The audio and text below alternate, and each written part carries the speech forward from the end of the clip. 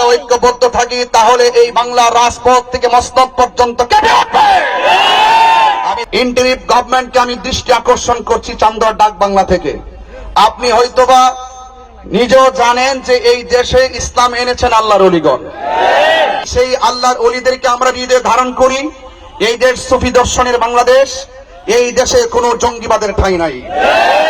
অনেকে মনে করে আমরা রাস্তায় গাড়ির চোরা ভাঙ্গি না, অনেকে মনে করে যে আমরা আন্দোলন করি না, অনেকে মনে করে যে আমরা জ্বালাও পড়াও করি না, এই জন্য মনে হয় আমরা দুর্বল। আসলে কি আমরা দুর্বল? এক দফা এক দাবি, ইন্টারিম গভর্নমেন্টকে আমি দৃষ্টি আকর্ষণ করছি। গতকালও ঢাকার রাজধানীতে লক্ষ লোক নিয়ে আমি সেখানেও সময় টিভি এবং চ্যানেল আইকে ইনফর্ম করে আমি জানান দিয়েছি। আজকে আমি জানান দিতে চাই, অনতি বিলম্বে যদি আল্লাহর ওলির মাজারকে সুরক্ষা করা না হয় তাহলে এই সুন্নি জনতা ঘরে বসে থাকবে না। এদের ভাত কেউ থামায় রাখতে পারবে না। সুন্নিরা বানের জলে বেসে আসা কচুরি পানা নয়, ওরা যখন নেমে যাবে থামায় রাখতে পারবেন না। কি মন্দিরে যখন আক্রমণ হয় আমি দেখি খুব ইন্টারিম গভর্নমেন্ট ডক্টর ইউনূস সাহেব খুব সুন্দর করে গিয়ে বলেন এই দেশটা সবার, আপনারা সংখ্যালঘু নয়, আপনারা বাংলাদেশি, আপনাদের অধিকার আছে।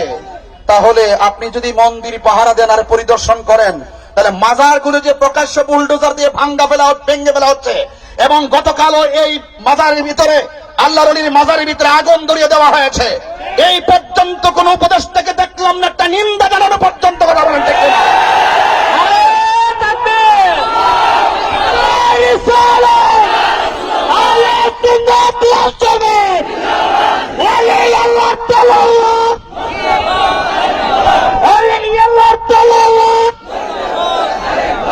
আমি দৃষ্টি আকর্ষণ করে শেষ কলাম, অনতি বিলম্বে যে মাজারগুলো ভেঙ্গেছে তা মেরামত করে দেন।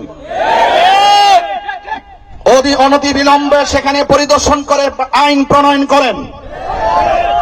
যারা এইভাবে মাজার উপেন ভাঙছে, আমরা মাঝে মাঝে শুনতে পারি প্রশাসন থেকে বলে আমরা তদন্ত করতেছি। আরে উপেনে যেখানে মাজার ভাঙবে সেখানে তদন্ত করার আর কি আছে? আপনারা যদি এই সমস্ত ভুয়া কথা বলে আমাদেরকে নয়ার সই দিয়ে বুঝাইতে চান তাহলে ওরা যেভাবে আল্লাহর ওলির মাজার আক্রমণ করেছে আমরা